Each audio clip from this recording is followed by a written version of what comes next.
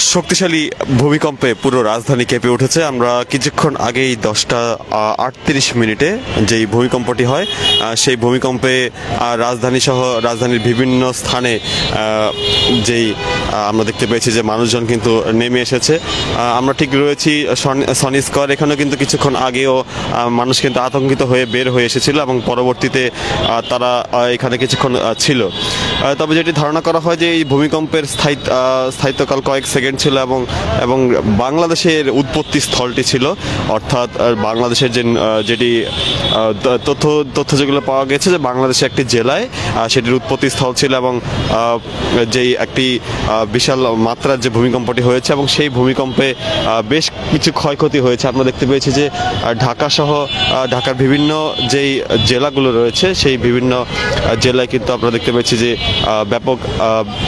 ব্যাপকভাবে কিন্তু ক্ষয়ক্ষতির তথ্য আমরা পেয়েছি। আমরা যখন কিছুক্ষণ আগে এখানে ছিলাম আমরা দেখতে পেয়েছিলাম যে এখানে ভূমিকম্পে কিন্তু প্রায় এখানকার রাস্তার যে গাছপালাগুলো সেগুলো কিন্তু নড়াচড়া করছিল এবং মানুষজন আতঙ্কিত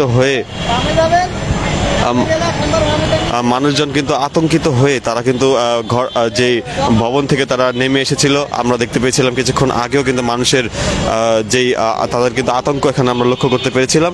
তবে যেটি বলা যায় যে ভূমিকম্পের উৎপত্তিস্থল বাংলাদেশ হওয়ায় মানুষ কিছুটা আতঙ্কিত বেশি হয়ে পড়ে।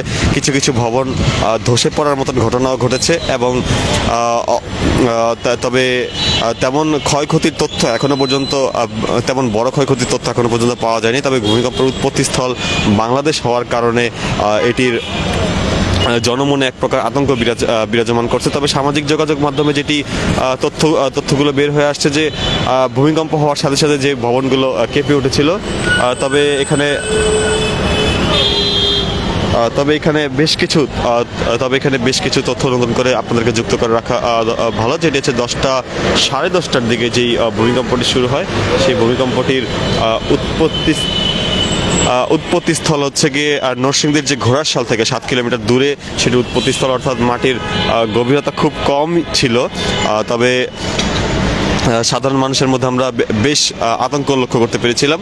অনেকে রিক্সা চলাচল করছিল এবং রিক্সা চলাচলরত অবস্থায় তারা কিন্তু রিক্সা থেকে নেমে যায় এবং অনেকে গাড়ি থেকে নেমে যায় এবং যেই মিরপুর আমরা যেই স্থানটিতে রয়েছে মিরপুর, সেখানে বেশ কয়েকটি অফিস সংলগ্ন এলাকা রয়েছে। সেই অফিস সংলগ্ন এলাকাগুলোতে মানুষ কিন্তু অফিস থেকে বের হয়ে এসেছে।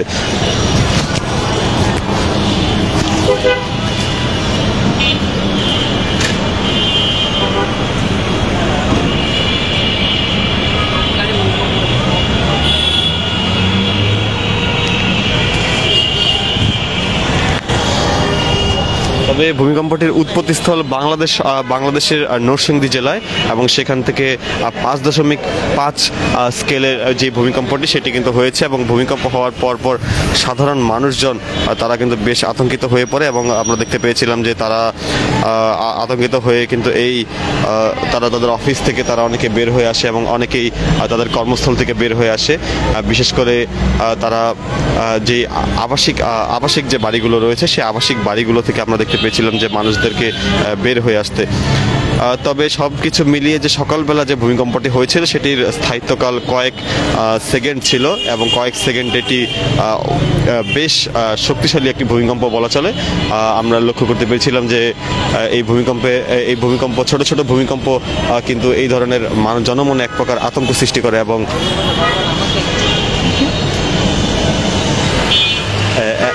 আমরা যেটি দেখতে পেয়েছিলাম যে এখনো পর্যন্ত বাংলাদেশের যে বেশ কয়েকটি স্থান রয়েছে ঢাকা সহ রাজধানীর বিভিন্ন স্থান যেগুলো কিন্তু বেশ ঝুঁকিপূর্ণ স্থান হিসাবে সেগুলোকে চিহ্নিত করা হয়েছে। সেই ঝুঁকিপূর্ণ স্থানগুলোতে ভূমিকম্প হলে বিশেষ করে বাংলাদেশের ঢাকার যে পুরান ঢাকা রয়েছে সেই সমস্ত স্থানগুলো কিন্তু ভূমিকম্পের জন্য বেশ ঝুঁকিপূর্ণ এবং সেই সমস্ত ঝুঁকিপূর্ণ স্থানগুলোতে যে এই ধরনের এখনো পর্যন্ত কোনো ক্ষয়ক্ষতির তথ্য আমরা এখনো পাইনি কিংবা কোনো গণমাধ্যমে এখনো পর্যন্ত প্রকাশও হয়নি। তবে যেটি ধারণা করা যাচ্ছে যে এই ধরনের ভূমিকম্প যদি আরও কয়েক সেকেন্ড সেটি যদি চলমান থাকতো, তবে রাজধানী সহ ঢাকা সহ বাংলাদেশের বেশ কয়েকটি জেলা শহরগুলো রয়েছে, সেই জেলা শহরগুলোতে ক্ষয়ক্ষতির পরিমাণ ভালোই হতে পারত। তবে এখনো পর্যন্ত কোনো ক্ষয়ক্ষতির তথ্য আমরা এখনো পাইনি। তবে পুরো দেশ জুড়ে কিন্তু মানুষের মধ্যে এক প্রকার চাপা আতঙ্ক বিরাজমান। অনেকেই আতঙ্কে এখনো তারা ভিতরে কিছু কিছু অফিস প্রাঙ্গণ থেকে কেউ এখনো ভিতরে প্রবেশ করেনি। তারা মনে করছেন যে ভূমিকম্প একটি হলে আরও একটি হতে পারে, এইরকম আশঙ্কায় অনেকেই অফিসের ভিতরে প্রবেশ করেনি। আমরা যতটুকু দেখতে পাচ্ছি যে আমরা কয়েকজনের সাথে কথা বলেছিলাম, তারা ভূমিকম্প হওয়ার সাথে সাথে অনেকে বলছেন যে তাদের অফিসে তারা কার্যক্রম করছিলেন এবং সেই সময় হঠাৎ করে একটি ফুলের টপ পড়ে যায়। ফুলের টপ পড়ে যাওয়ার কারণে তারা আতঙ্কিত হয়ে পড়েন এবং দেখেন যে টানা কয়েক সেকেন্ড বেশ ঝাঁকুনির কারণে তারা আতঙ্কিত হয়ে পরবর্তীতে সেখান থেকে তারা নেমে আসেন। দর্শক, ইত্তেফাক লাইভের মাধ্যমে আপনাদেরকে দেখানোর চেষ্টা করছিলাম। তবে ভূমিকম্প পরবর্তী যেই করণীয়গুলো যদি আপনাদেরকে একটু জানিয়ে রাখি, যে ভূমিকম্প হওয়ার পর সাথে সাথে আমাদেরকে যেই ধরনের নির্দেশনা সরকারিভাবে রাখা আছে, যেই সচেতনতামূলক নির্দেশনা, সেগুলোর মধ্যে ভূমিকম্পের পর লিফট কিংবা যে বৈদ্যুতিক খুঁটিগুলো রয়েছে সেগুলো থেকে কিছুটা দূরে থাকার সচেতনতামূলক নির্দেশনা কিন্তু দেওয়া হয়েছে এবং সেগুলোর মাধ্যমে এবং এছাড়াও যেই ঝুঁকিপূর্ণ ভবনগুলো রয়েছে সেই ঝুঁকিপূর্ণ ভবনগুলো থেকে দূরে থাকার কথা কিন্তু বলা হয়েছে। যতটা সম্ভব খোলা মাঠে যাওয়ার কথা সরকারিভাবে একটি সচেতনতামূলক নির্দেশনা দেওয়া রয়েছে। মিরপুর স্থান থেকে আপনাদেরকে লাইভের মাধ্যমে দেখানোর চেষ্টা করেছিলাম। কিছুক্ষণ আগেও কিন্তু এখানে মানুষের উপস্থিতি ছিল, তবে তারা চলে গেছে এবং কিছু মানুষ এখনও তারা উপস্থিত রয়েছে। এবং আমরা কিছু কিছু জায়গা থেকে তথ্য পেয়েছি যে সেই সব স্থানগুলোতে ভূমিকম্পের পর বিল্ডিং কিছুটা ক্ষয়প্রাপ্ত হওয়ার তথ্য আমরা পেয়েছি এবং কিছু কিছু স্থানে আমরা পেয়েছি যে বিভিন্ন অফিস প্রাঙ্গণে ক্ষয়ক্ষতি হয়েছে কিংবা অফিসের যেই তথ্য সামগ্রী রয়েছে সেগুলো খুলে পড়ার মতো তথ্য আমরা পেয়েছি। দর্শক, ইত্তেফাক লাইভের মাধ্যমে ছিলাম, দেখানোর চেষ্টা করছিলাম সার্বিক চিত্র। তবে আমরা যতটুকু দেখতে পাচ্ছি যে মানুষের মধ্যে এখনও চাপ আতঙ্ক রয়েছে। তারা অনেকেই মনে করছেন যে একবার ছোট একটি ভূমিকম্প হলে সেটির পুনরাবৃত্তি হতে পারে, সেই আশঙ্কায় অনেকেই নিচে আছেন। বিশেষ করে যে চায়ের টং দোকানগুলো রয়েছে সেখানে মানুষের উপস্থিতি ব্যাপক, সেখানে মানুষ কিছুটা চাপ আতঙ্ক নিয়ে তারাও কিন্তু সেখানে উপস্থিত রয়েছেন।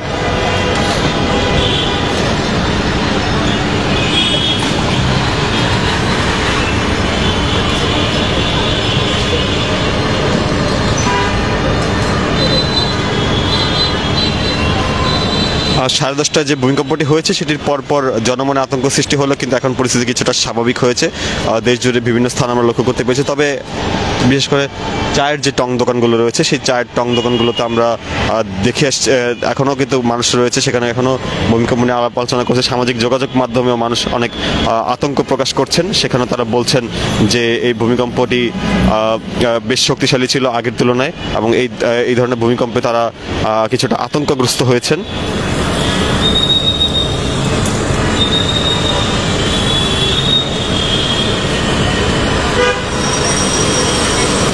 এছাড়া আমরা বেশ কয়েকটি স্থান থেকে যেই ভবন ধসের আমরা খবর পেয়েছি, যেটি হচ্ছে বংশালের আরমাইনটোলার 5তলা ভবন ধস এবং বেশ কয়েকটি স্থানে ভবন হেলে পড়েছে এমন তথ্য আমরা এই মুহূর্তে পাচ্ছি। নরসিংদীর যে ঘোড়াশাল থেকে 7 কিলোমিটার দূরে সেটির উৎপত্তিস্থল অর্থাৎ ঢাকার খুব কাছে, যেটি কিন্তু বলা হয় যে বাংলাদেশের রাজধানী ঢাকা কিন্তু ইতিমধ্যেই একটি ভূমিকম্প প্রবণ স্থান, অর্থাৎ বড় কোনো ভূমিকম্প হলে রাজধানীর সবচেয়ে বেশি ক্ষতি হবে এবং এই রাজধানীর যে ক্ষয়ক্ষতির পরিমাণটা কিছুটা বৃদ্ধি পাবে। অর্থাৎ আমরা সংবাদকর্মী হিসাবে যখন আমাদের দায়িত্ব পালন করছিলাম সেই সময়টা আমরা টের পেয়েছিলাম যে আসলে কতটা শক্তিশালী একটি ভূমিকম্প ছিল। আমরা এছাড়া মানুষদেরকে সাথে সাথে দেখতে পেয়েছিলাম মানুষজন বাড়ি থেকে যতটা দ্রুত সম্ভব আতঙ্কিত অবস্থা তারা নেমে এসেছেন। তবে সরকারিভাবে কিছু সচেতনতামূলক নির্দেশনা হচ্ছে আতঙ্কগ্রস্ত না হয়ে যারা ভবনে থাকবেন তাদেরকে যে যথাসম্ভব হলে একটি শক্ত স্থানে নিজেদেরকে আশ্রয় নেওয়ার একটি সচেতনতামূলক নির্দেশনা দেওয়া হয়েছে, যার মধ্যে একটি হচ্ছে বিছানার নিচে থাকার নির্দেশনা। বিছানার যে শক্ত আবরণ রয়েছে, এছাড়া আরও কিছু যে স্থান রয়েছে যে সমস্ত স্থানে মাথাকে রক্ষা করা যাবে সেই সমস্ত স্থানগুলোতে নিরাপদে থাকার নির্দেশনা কিন্তু দেওয়া আছে। এছাড়া নিকটস্থ যে কোনো জায়গায় আগুন লাগার ঘটনা ঘটতে পারে, বৈদ্যুতিক খুঁটির ক্ষয়ক্ষতি হতে পারে, সেই সব ক্ষেত্রে দ্রুততম সময়ের মধ্যে ফায়ার সার্ভিসকে ডাকার নির্দেশনা রয়েছে। দর্শক, আমরা ইত্তেফাক লাইভের মাধ্যমে সার্বিক তথ্য আপনাদেরকে জানানোর চেষ্টা করছিলাম বিস্তারিত।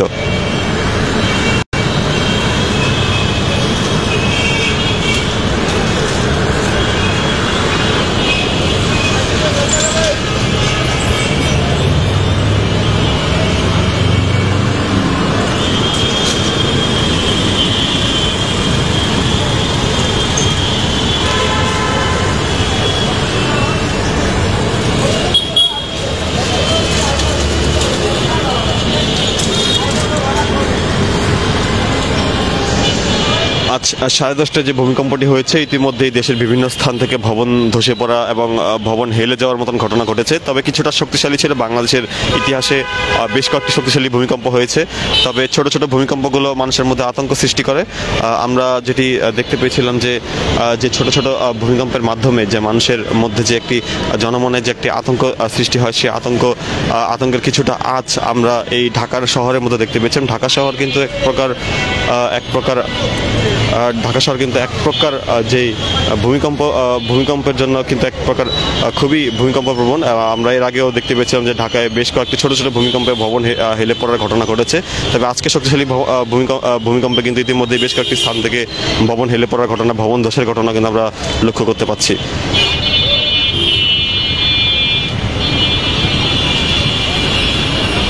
সরকারিভাবে যদিও এখনো পর্যন্ত কোনো তথ্য প্রকাশ করা হয়নি, তবে বেশ কয়েকটি মাধ্যমে ভবন ধসের ঘটনা আমরা দেখতে পাচ্ছি।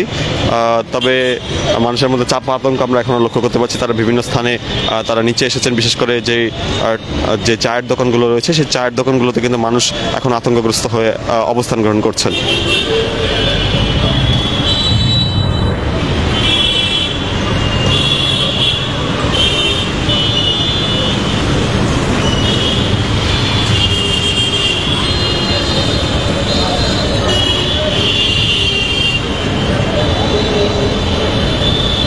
ভূমিকম্পের যে উৎপত্তিস্থল, সেই উৎপত্তিস্থল কিন্তু ঢাকার খুবই কাছে, অর্থাৎ নরসিংদী জেলায়, অর্থাৎ ঢাকার খুব কাছাকাছি হওয়া সত্ত্বেও ঢাকায় কিন্তু মানুষের ক্ষয়ক্ষতি এবং আতঙ্ক আমরা লক্ষ্য করতে পারছি।